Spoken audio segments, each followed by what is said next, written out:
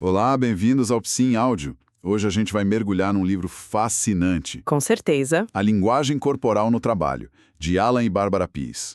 A nossa missão aqui é bem clara, né? A gente vai extrair as táticas mais práticas e até surpreendentes para decifrar a política silenciosa do escritório. E essa missão é ótima porque a premissa dos autores é muito poderosa. O Alan Pease, ele começou a perceber isso com 11 anos de idade. Nossa, com 11 anos? Sim, vendendo esponjas de porta em porta. Ele notou que a forma como as pessoas gesticulavam para dizer não era mais importante que a palavra em si. Como assim? Uma palma aberta, por exemplo, era um convite para ele insistir um pouco mais. Já um dedo apontado era tipo beco sem saída. Ele aprendeu ali que a maior parte da conversa acontece sem uma única palavra ser dita. Exato. E é exatamente isso que a gente vai desvendar aqui. Não é sobre aprender a manipular ou ser falso.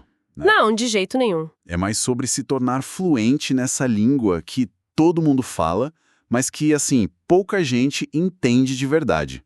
Vamos decifrar esse vocabulário não verbal para criar conexões melhores e navegar nesse ambiente com mais inteligência. Perfeito. Então, vamos começar pelo teste de fogo de qualquer carreira. A primeira impressão. O momento decisivo. Certo. Vamos direto para a arena, então. A entrevista de emprego. O livro afirma que o jogo é ganho ou perdido em minutos, às vezes segundos, e que o currículo é quase um coadjuvante. Isso não parece um pouco de exagero? Parece, né? Mas os dados que eles trazem são bem convincentes. A primeira impressão é formada ali entre 15 segundos e 4 minutos. 15 segundos? Sim. E o detalhe crucial é que de 60% a 80% do impacto dessa impressão não tem nada a ver com o que é dito, é o que é visto. Entendi. A postura, o jeito de entrar na sala? Exato. A firmeza do aperto de mão, o contato visual. O cérebro do entrevistador toma uma decisão assim emocional sobre o candidato muito antes de processar as qualificações. O currículo acaba servindo mais para confirmar a impressão que já foi formada. Uau! Isso coloca uma pressão gigantesca nesses momentos iniciais, né? Total. O livro traz uma lista bem direta de coisas para fazer e para não fazer. Algumas são meio óbvias, mas outras me pareceram peculiares. Por exemplo, a recomendação de não usar cavanhaque. Isso soa um pouco datado, não acha? É um ótimo ponto.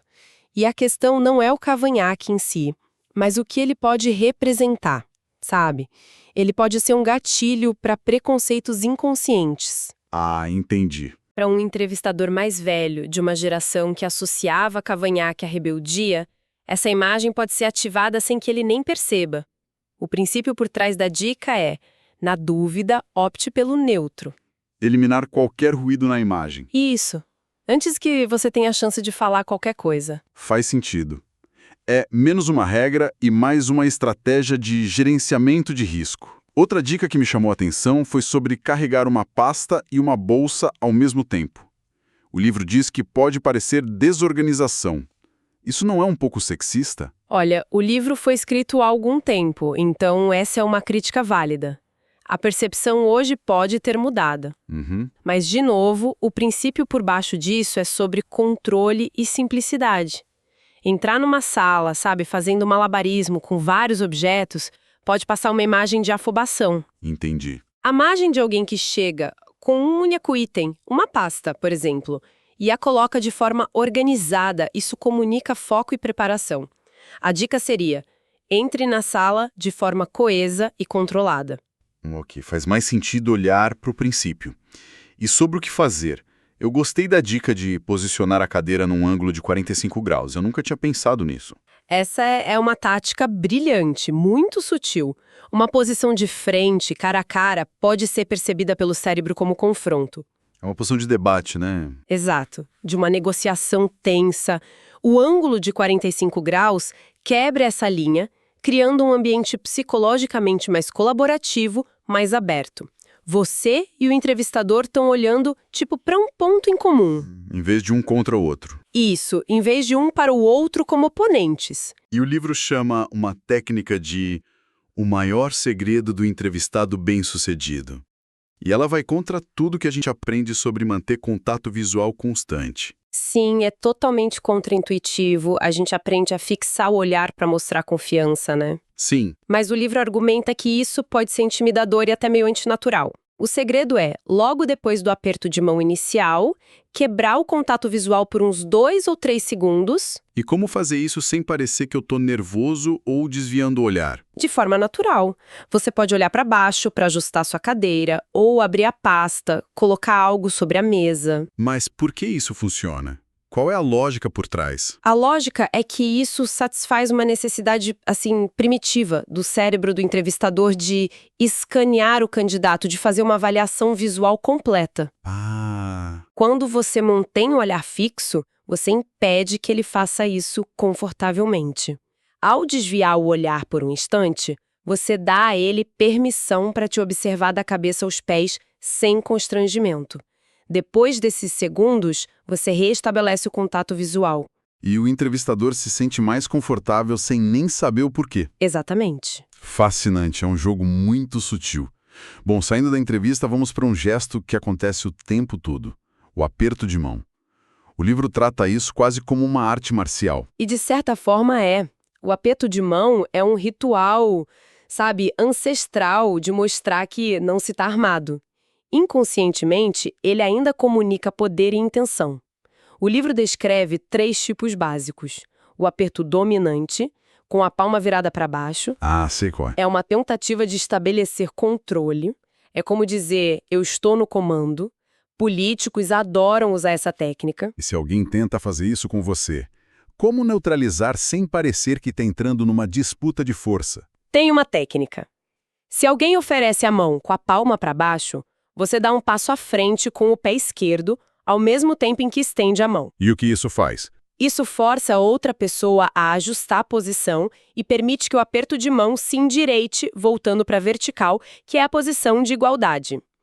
É uma manobra sutil que reequilibra o poder. Genial. E o oposto do dominante seria o aperto submisso, com a palma para cima. Exato. Ele sinaliza que você está entregando o controle.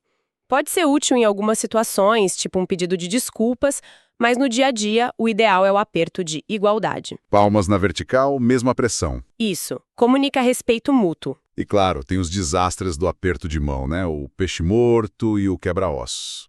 Universalmente odiados. O peixe morto, aquele mole e úmido, é associado à fraqueza, nervosismo, a umidade é um sinal claro de ansiedade. E qual a dica para isso? A dica do livro é simples. Se você vai encontrar alguém importante, seque a mão discretamente antes de entrar na sala. Já o quebra-ossos é o oposto. É uma tentativa de intimidação, mas que só deixa uma péssima impressão. Essa dinâmica de poder não termina no contato físico, né? Ela se estende para o ambiente. Fala alto. Uma cadeira com encosto alto que te posiciona fisicamente acima do visitante e que gira, confere mais poder. A mesa também. Uma mesa redonda cria um clima de cooperação.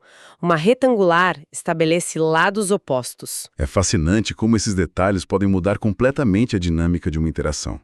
Se essa conversa está trazendo novas perspectivas para quem nos ouve, não se esqueçam de curtir o conteúdo para que mais gente possa ter acesso a essas ideias. Exato! E vale lembrar que estamos explorando os pontos-chave, né? Para quem quiser se aprofundar ainda mais, o livro completo está disponível no link que se encontra na descrição. Perfeito. Voltando à dinâmica do espaço e à nossa posição em relação aos outros. Sentar frente a frente versus lado a lado. A regra é bem simples.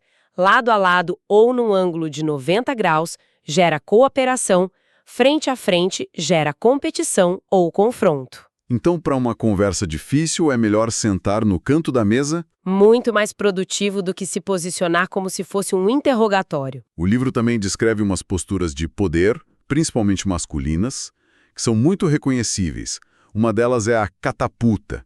Eu consigo visualizar perfeitamente. É um clássico. A pessoa se recosta, mãos atrás da cabeça, cotovelos bem abertos. Ocupando o máximo de espaço. Isso. A mensagem é de superioridade, de relaxamento confiante, quase arrogância. É a postura do sabe tudo. E como se lida com alguém assim? Porque pode ser bem intimidador. A forma de desarmar é quebrar a pose. Você não pode pedir para a pessoa mudar, mas pode criar uma situação que a force a isso. Uma técnica é pedir para ela olhar algo que está fora do alcance, tipo um documento que você coloca na mesa. Ah, ela vai ter que se inclinar para frente. Exatamente, desmontando a catapulta e quebrando a barreira psicológica de superioridade. Tem outra postura que o livro descreve que é a de montado na cadeira, quando a pessoa senta ao contrário. Essa é fascinante. É uma postura duplamente defensiva e dominante. O encosto vira um escudo protegendo o peito, mas a postura em si é informal e agressiva. Como o cowboy.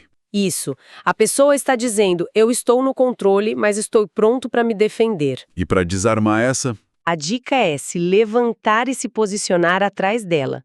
A vulnerabilidade de não poder te ver vai forçá-la a virar e mudar de posição, quebrando o domínio.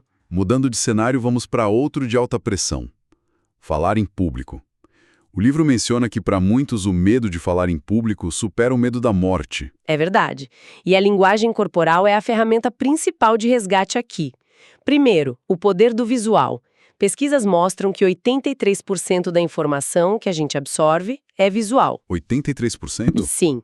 Isso significa que uma apresentação com bons recursos visuais, tipo slides, pode aumentar a retenção da mensagem pela plateia em até 400 vezes. 400 vezes? Uau! O que é visto é lembrado muito mais do que o que é apenas ouvido. E tem o truque da caneta, que parece quase hipnótico. É uma técnica de controle de atenção muito eficaz.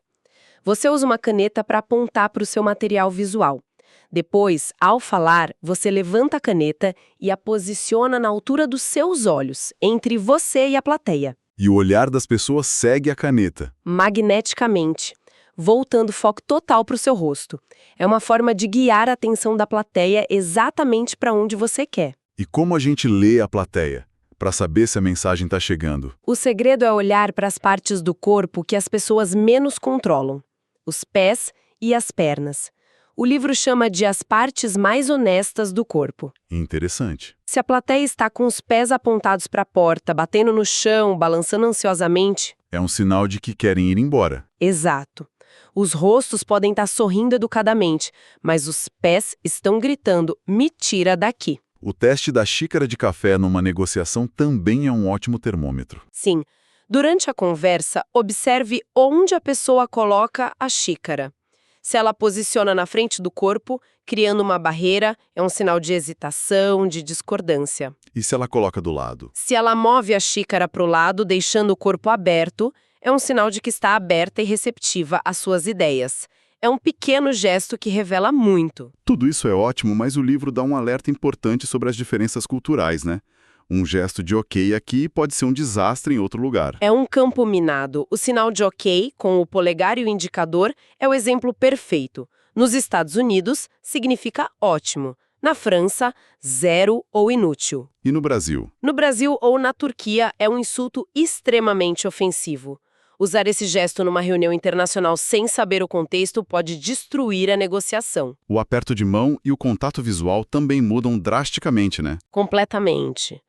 Um alemão pode dar um aperto de mão firme uma vez ao dia. Um francês pode dar apertos mais leves dezenas de vezes. E no contato visual, um ocidental pode interpretar a falta de contato visual de um japonês como desinteresse. Mas na verdade é o contrário? Exato. Para o japonês, desviar o olhar é um sinal de respeito. É fundamental pesquisar esses códigos culturais. Trazendo discussão para o nosso dia a dia no escritório, o livro explora como ler os jogos de poder, as fofocas, até romances secretos. O escritório é um microcosmo social, né? Para detectar um romance, por exemplo, basta observar a proximidade, a tendência de espelhar a linguagem corporal um do outro e os gestos de posse. Tipo, tirar um fiapo da roupa. Isso, tirar um fiapo invisível da roupa do outro. São sinais sutis de intimidade que vazam sem que eles percebam. E no campo da mentira ou da distração? Como saber se alguém está prestando atenção numa videochamada? Os gestos de autotoque são grandes indicadores. Esfregar os olhos, coçar o pescoço, tapar a boca. São gestos que o cérebro comanda quando há um conflito entre o que a pessoa quer e o que ela de fato diz. Ou quando ela não está prestando atenção. Exatamente. Numa chamada de vídeo, se a pessoa desvia o olhar constantemente e exibe esses gestos, a chance dela não estar focada é grande. Para a gente fechar, uma dica que eu achei muito poderosa é sobre como a organização do nosso próprio espaço de trabalho pode mudar a percepção que as pessoas têm de nós. Sem dúvida. A mesa do chefe, grande e imponente, funciona como uma barreira. Ela grita, eu estou aqui, você está aí. E a sugestão é mudar isso. Uma sugestão transformadora do livro é mover a mesa contra a parede de modo que ela não fique entre você e sua equipe. E criar um pequeno espaço com uma mesa redonda para conversas. Essa simples mudança arquitetônica Pode transformar a percepção do chefe de uma figura de autoridade distante para um líder acessível que é parte da equipe. Recapitulando tudo que a gente conversou, fica muito claro que a linguagem corporal não é um talento, é uma habilidade que pode ser aprendida. Sim, pode e deve ser aprimorada. Cada gesto, do aperto de mão ao lugar que a gente escolhe para sentar, está enviando uma mensagem. E o ponto mais importante é que essa é uma via de mão dupla. Ao adotar conscientemente posturas de poder e confiança, ombros para trás, cabeça erguida, a gente não está só mudando como os outros nos veem. A gente muda por dentro também. Exatamente. A gente muda nossa própria fisiologia. Pesquisas mostram que adotar essas posturas aumenta a testosterona e diminui o cortisol, o hormônio do estresse. Ou seja, você se sente mais confiante por dentro. E isso cria um ciclo virtuoso. Você age com mais confiança, as pessoas respondem a isso com mais respeito, o que reforça ainda mais a sua confiança. Perfeito. A conclusão do livro é que a pessoa bem-sucedida nos negócios é aquela que entende que a forma como se move é tão importante quanto o que diz. E isso nos deixa com uma reflexão final, né? Se o objetivo é navegar melhor no ambiente de trabalho, a pergunta não é sobre aprender 1000 truques. É sobre escolher um. Qual pequeno ajuste consciente na nossa postura ou num gesto do dia a dia poderia ser o primeiro passo para redefinir a forma como os outros nos percebem, antes mesmo de uma única palavra ser dita? Fica aí a reflexão. Talvez essa seja a chave para destravar uma dinâmica totalmente nova. Exato. Para continuar a desvendar os mecanismos da mente e do comportamento humano, siga o canal Psi em Áudio. Novas análises e discussões são compartilhadas regularmente.